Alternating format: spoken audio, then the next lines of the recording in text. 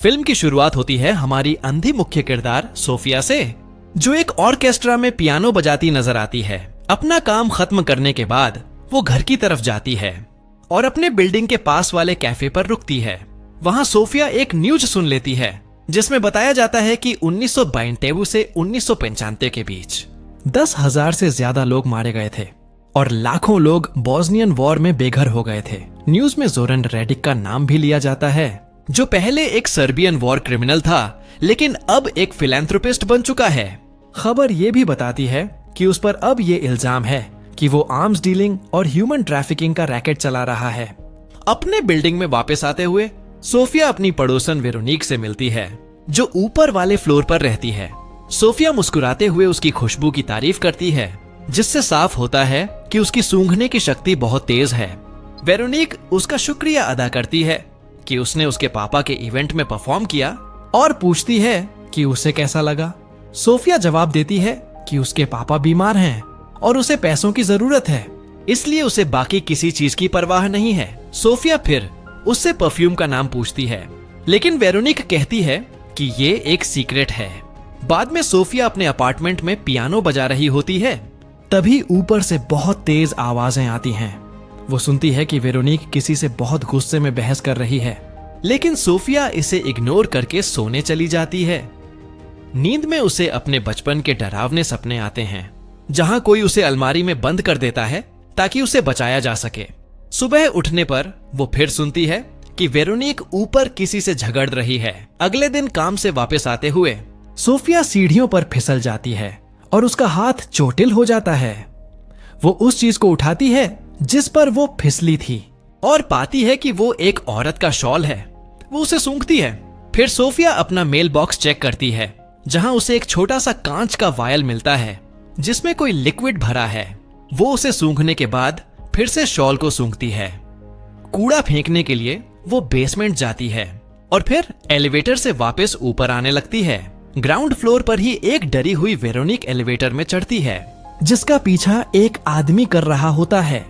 चिंतित सोफिया पूछती है कि क्या हुआ, लेकिन वेरोनिक उसे भरोसा दिलाती है कि वो ठीक है।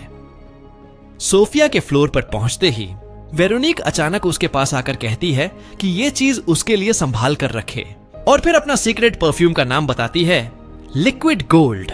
बाद में अपने कमरे में सोफिया सुनती है कि वेरोनिक फिर से किसी से झगड़ रही है और अचानक पागलों की तरह हंसने लगती है। और फिर अचानक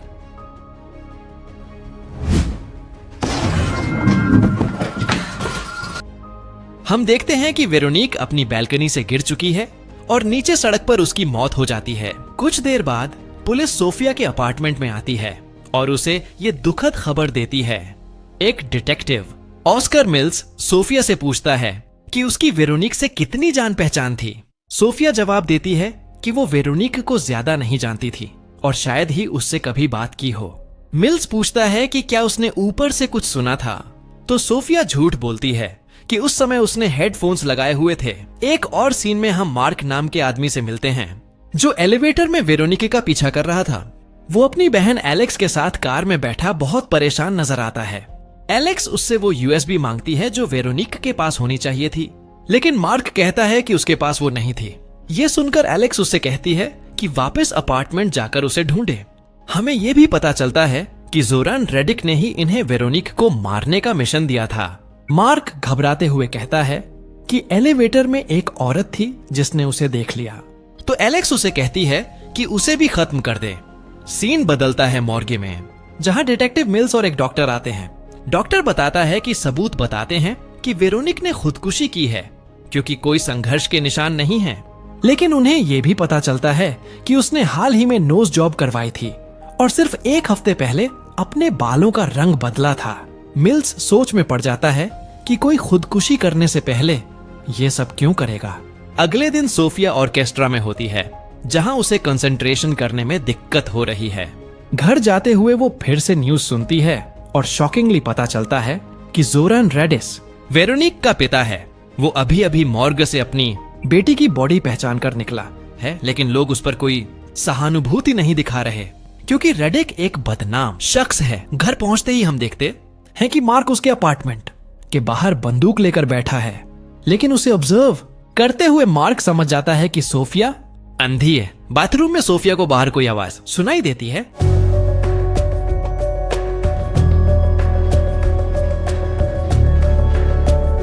वो तुरंत दरवाजा खोलती है, लेकिन मार्क वहां नहीं होता। सोफिया नोटिस करती है कि उसका दरवाजा खुला हुआ है, मतलब वो आदमी जा चुका है। मिल्स को ऑटोप्सी डॉक्टर का फोन आता है, जो बताता है कि वेरोनिक 12 हफ्ते की प्रेग्नेंट थी। ये सुनकर मिल्स हैरान हो जाता है और डॉक्टर से कहता है कि किसी को ये बात ना बताए। शाम को रेडिक अपनी बेटी की मौत पर एक गैदरिंग रखता है। मार्क वहां एलेक्स के साथ आता है और बताता है कि उसे अपार्टमेंट में यूएसबी नहीं मिली, लेकिन एलेक्स को यकीन है कि वो अभी भी बिल्डिंग में ही है। मार्क उसे अल्ट्रासाउंड इमेजेस दिखाता है, जिससे पता चलता है कि वेरोनिक प्रेग्नेंट थी। ये सुनकर एलेक्स कहती है कि मार्क उदास ना हो, क्योंकि शायद बच्चा उसका नहीं था। तभी सोफिया भी पार्टी में पहुंचती है और पियानो बजाने बैठ जाती है। रेडिक एक स्पीच देता है और अपनी बेटी की मौत पर दुख जताता है। वो कहता है कि इस दुख के बावजूद वो अपना ध्यान अपनी चैरिटेबल ऑर्गेनाइजेशन पर लगाएगा, जो गरीब वॉर रेफ्यूजीज की मदद करती है। स्पीच के बाद सोफिया एक दुख भरा ट्यून बजाती है, जिससे रेडिक का ध्यान उसकी तरफ जाता है। परफॉर्मेंस के बाद वो पूछता है कि सोफिया को ये धुन कैसे पता चली। सोफिया बताती है कि उसने ये वेरोनिक से सीखी थी, क्योंकि वो उसकी पड़ोसन थी।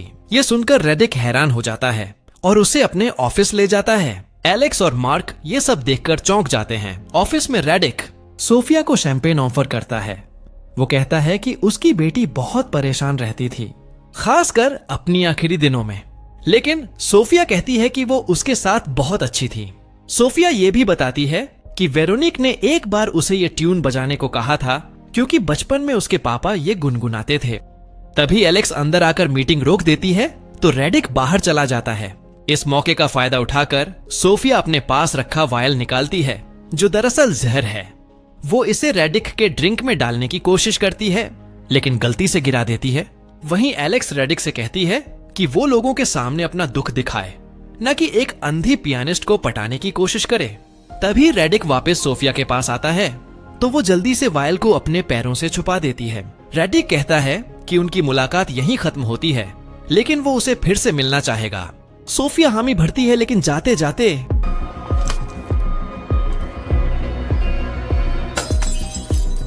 वो चुपके से वायल को कुचल देती है और शैंपेन ग्लास गिरा देती है, ताकि वायल छुप सके। बाद में सोफिया को महसूस होता है कि कोई उसका पीछा कर रहा है। वो मार्क निकलता है। कुछ ही देर में सोफिया एक अंधेरी गली में पहुंचती है, जहां कुछ आवारा लोग उसे छेड़ने लगते हैं, और तभी मार्क आकर उसे बचा लेता है और गुंडों को पीट देता है। उसके बाद दोनों पास के कैफे में बैठते हैं।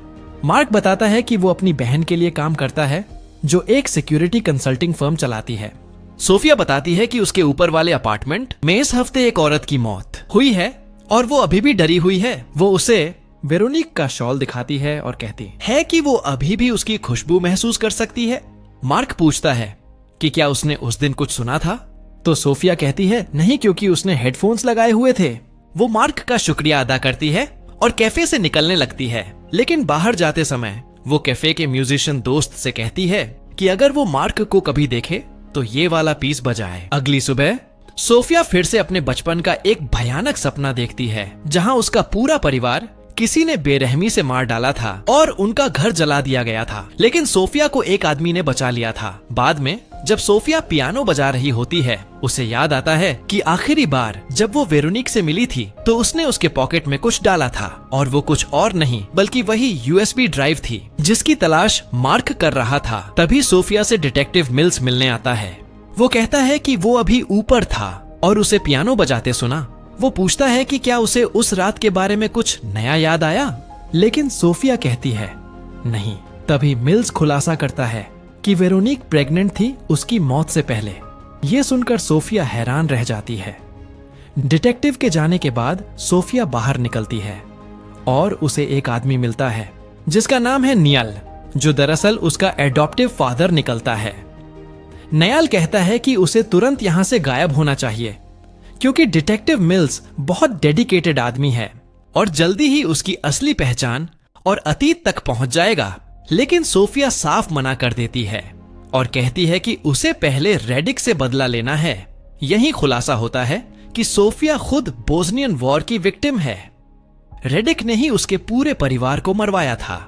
नाइल, जिसने उसे वॉर से बचाकर नई जिंदगी दी थी, तब से उसका गार्डियन रहा है। सोफिया अब नियल को वो यूएसबी देती है और कहती है कि ये बहुत महत्वपूर्ण है क्योंकि रेडिक ने इसी के लिए अपनी बेटी को मरवा दिया। वो कहती है कि पासवर्ड के तौर पर लिक्विड गोल्ड ट्राई करे। इसी दौरान मार्क दूर से उन दोनों पर नजर रख रहा होता है। थोड़ी देर बाद सोफिया घर लौट रही होती है, तभी अचानक एक वैन में कुछ गुंडे उसे किडनैप कर लेते हैं। वैन के अंदर वो लोग उसे टॉर्चर करने लगते हैं और यूएसबी के बारे में पूछते हैं। सोफिया मना कर देती है, लेकिन वो लोग उस पर यकीन नहीं करते और तभी वैन पर कोई हमला कर देता है। ये मार्क होता है जो सारे गुंडों को बेरहमी से पीट देता है और सोफिया को वहां से बचा लेता है। इस घटना के बाद मार्क सोफिया से यूएसबी मांगता है ताकि वो उसकी मदद कर सके, लेकिन सोफिया एक बार फिर अनजान बनने का नाटक करती है। मार्क को पता है कि वो झूठ बोल रही है क्योंकि उसने उसे नियल के साथ बॉस्नियन भाषा में बात करते सुना था। वो पूछता है कि क्या ये रेडिक के वॉर क्राइम्स का बदला लेने के लिए है, लेकिन सोफिया फिर से इनकार कर देती है। तभी अचानक पहले वाला एक गुंडा मार्क पर हमला कर देता है। मार्क तुरंत चाकू से उसे मार देता है और वहां से चला जाता है। इस दौरान पुलिस आकर सोफिया को अस्पताल ले जाती है। बाद में सोफिया अस्पताल के बेड पर होती है और वहां नियल उससे मिलने आता है। वो बताता है कि वो बहुत बीमार है और ज्यादा दिन जिंदा नहीं रहेगा। वो यूएसबी वापस करता है और बताता है कि पासवर्ड सही था। नियल कहता है कि इस यूएसबी में रेडिक की पूरी ऑपरेशन को खत्म करने का सबूत है।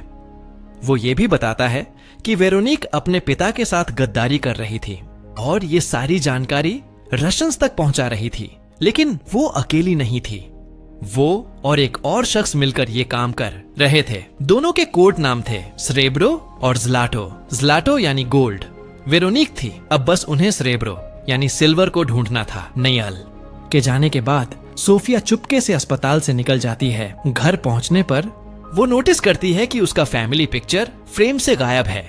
तभी उसे कैफे से उदास संगीत सुनाई देता है, वही धुन जो उसने म्यूजिशियन से बजाने को कहा था अगर मार्क आसपास हो।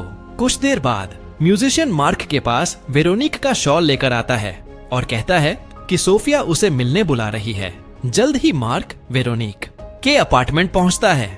सोफिया अपने बचपन के बारे में बताना शुरू करती है और कहती है कि उसकी एक बहन थी। वो बताती है कि उसका पिता उसकी बहन की आंखों पर पट्टी बांध देता था और उसे पियानो बजाना सिखाता था ताकि दोनों बेटियां बराबर महसूस करें और एक जैसा दर्द सहे। ये कहते हुए सोफिया मार्क की आंखों पर पट्टी बांध देती है और दोनों एक दूसरे के काफी करीब आ जाते हैं। इसके बाद सोफिया खुलासा करती है कि वो बॉस्निया से है और उसके माता पिता रेडिक को बचपन से जानते थे क्योंकि वो उनके पड़ोसी थे। लेकिन एक दिन सर्बियन मिलिट्री आई और रेडिक की अगुवाई में उसके पूरे परिवार को मार डाला। सोफिया ही अकेली बची थी। वो फिर कहती है कि उसने उस रात की आवाजें सुनी थीं और पूछती है कि वेरोनिक को मारने भेजा किसने था। मार्क बताता है कि ये उसकी बहन एलेक्स का आदेश था, लेकिन साफ करता है कि उसने वेरोनिक को नहीं मारा। वो तो उसे भागने के लिए मनाने आया था, लेकिन वेरोनिक डर गई और बालकनी से कूद गई। ये सुनकर सोफिया कहती है कि वो एलेक्स से अकेले में मिलना चाहती है। अगले दिन सोफिया और एलेक्स एक आर्ट म्यूजियम में आमने सामने आते हैं। सोफिया एलेक्स को यूएसबी दे देती है और एलेक्स उसका फैमिली पिक्चर वापस करती है, लेकिन साफ है कि दोनों ने उसकी कॉपी बना ली है। सोफिया खुलासा करती है कि उसे पता है कि एलेक्स वेरोनिक के साथ मिलकर रेडिक को धोखा दे रही थी। उसका पूरा नाम है अलेक्जेंड्रा गॉर्डन और उसके इनिशियल्स एजी का मतलब है सिल्वर, यानी एलेक्स ही स्रेब्रो है। यह सुनकर एलेक्स डर जाती है और पूछती है कि सोफिया क्या चाहती है। सोफिया कहती है कि उसे बस वेरोनिक के फ्यूनरल में रेडिक से अकेले मिलना है, लेकिन अगले दिन एलेक्स फिर से धोखा देती है। वो रेडिक को सोफिया का असली बैकग्राउंड बता देती है। फ्यूनरल के बाद रेडिक सोफिया से मिलता है और उसे अपनी कार में लेकर जाता है। वो कहता है कि सब लोग उसे मारना चाहते हैं, लेकिन इससे अतीत नहीं बदलेगा। अचानक सोफिया चाकू निकालती है और उस पर हमला करने की कोशिश करती है, लेकिन रेडिक उसका हाथ पकड़ लेता है। तभी रेडिक बड़ा खुलासा करता है। वो कहता है कि जब वो गांव में था तो उसने सोफिया की मां पर हमला किया था और बाद में वो एक बच्चे की मां बनी। रेडिक को पता था कि वो बच्चा उसका ही है। ये सुनकर सोफिया सदमे में आ जाती है, क्योंकि इसका मतलब है कि रेडिक उसका असली पिता है। रेडिक फिर कहता है कि जब वॉर शुरू हुई तो वो गांव वापस आया और सोफिया की मां को फिर से चोट पहुंचाई और उसे मार डाला। सोफिया ये सब सुनकर टूट जाती है, लेकिन तभी रेडिक उसे मारने की कोशिश करता है। तब सोफिया बताती है कि कोई उसके बहुत करीबी आदमी ने उसे धोखा दिया है और उसका नाम है स्रेब्रो। इसके बाद सोफिया किसी तरह भीड़ का फायदा उठाकर भाग निकलती है। इसके बाद सोफिया नायल को कॉल करती है, लेकिन उसे पता चलता है कि नायल की रात में मौत हो गई। फोन पर दूसरा शख्स बताता है कि नायल ने उसके देश छोड़ने के इंतजाम पहले ही कर दिए थे। उधर एलेक्स रेडिक से मिलने जाती है। रेडिक कहता है कि वो आज रात सोफिया को मार डालेगा। वो एलेक्स से कुछ डॉक्यूमेंट्स पर साइन करने को कहता है और उसकी सिग्नेचर देखकर रेडिक समझ जाता है कि एलेक्स ही स्रेब्रो है। एलेक्स डर जाती है और मार्क के पास जाती है। वो कहती है कि रेडिक सब जान गया है और अब उसे मार देगा। मार्क कहता है कि वो एयरपोर्ट भाग जाए क्योंकि वो सोफिया के पास जाएगा, क्योंकि सोफिया अब खतरे में है। एलेक्स उसे रोकने की कोशिश करती है और कहती है कि वो भाई बहन हैं, लेकिन मार्क उसे ठुकरा देता है क्योंकि वो उसे अपने होने वाले बच्चे की मौत का जिम्मेदार मानता है। मार्क वहां से चला जाता है और एलेक्स रोते हुए कार में बैठकर एयरपोर्ट के लिए निकलती है और तभी